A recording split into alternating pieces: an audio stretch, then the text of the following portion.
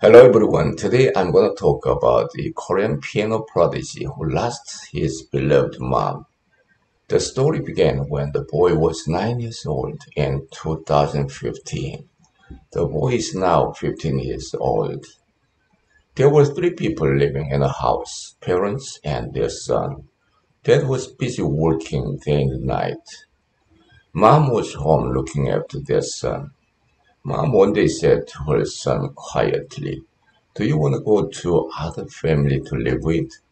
The boy answered, "I will kill myself right away." "Mom is $1 million to me," shouted the boy. When the boy was on TV, he was 9 years old. His name is Bae Young-jun, a piano prodigy. Now, most of all, you might wonder why his mother wanted to send him for adoption. Let me tell you a short introduction of Young-jun's family. He lived with his mom and dad, but he hardly saw his dad, not because he was away from home, but because he was busy making ends meet, working day and night, only 4 or 5 hours sleep at home.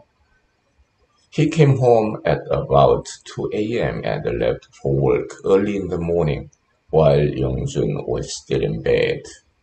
According to Young-jun's mom, when she got married, she found her husband was in a huge debt. To pay the debt off, her husband had to work so hard. But paying the debt off was just endless. Then they once wanted to end their life.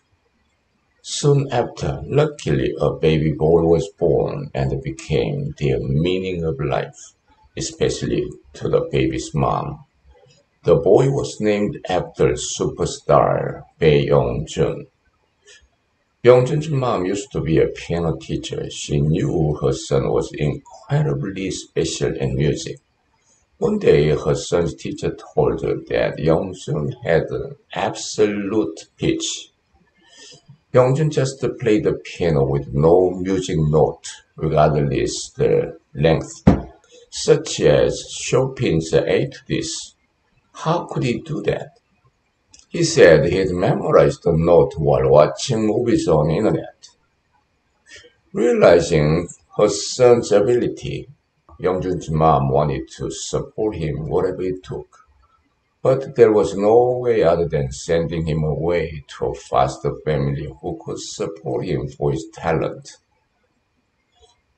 Saying this, she was shedding tears, with her face gloomy. Young-jun's mom often rummaged the trash points looking for any abandoned toys or music CDs for her son.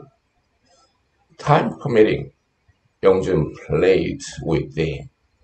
Young-jun's mom said there was nothing she bought for her son, all from garbage dumps except for her own piano.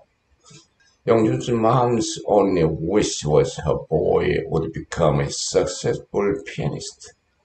She said that the boy was the only reason of her being alive. Every day she watched him playing the piano, sometimes giving him a big praise, sometimes a bit of criticism. She thought Young-jun needed strict music trainings. She did not send him to school either, just because she wanted him to concentrate only on practicing the piano. Somehow the boy looked practicing hard, as his mom told him to. He looked happy too. From time to time, after practicing for a while, Young-jun went out for some fresh air. He looked lonely and missed his school friends. He went over to the school and met his friends who were about to leave after school. They shared some words such as school life, exams, or other friends. Young-jun looked so happy while talking with them. Soon they all left, but Young-jun remained. He looked lonely again. One day Young-jun's mom went to see a pediatrics specialist. Later, the doctor met Youngjun and his mom separately. Youngjun confessed to the doctor he did not want to play the piano. The doctor asked him why he played the piano anyway. The boy answered he did that for his mom. 언니한테 피아노는 어떤 의미예요? 엄마를 위해서 치는 거예요. 엄마한테 피아노 치기 싫어요라고 말하면 되잖아요. 말이 안 나와요. 용기가 없어요.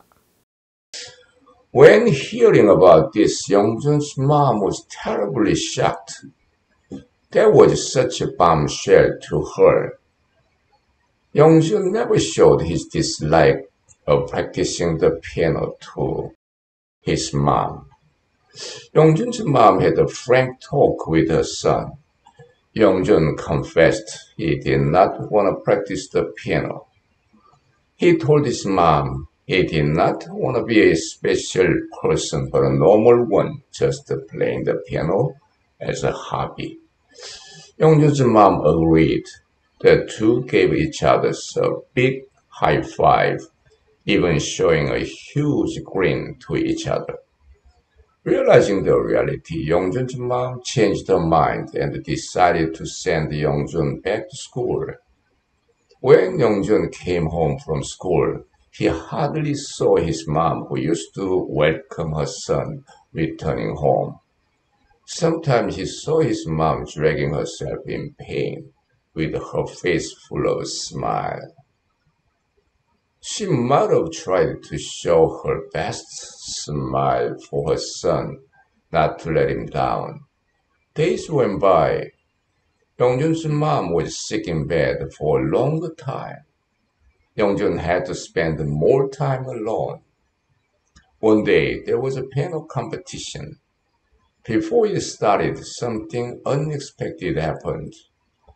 Youngjun met his mom and dad, who came to support him. While he was playing, he saw his parents sitting in the audience.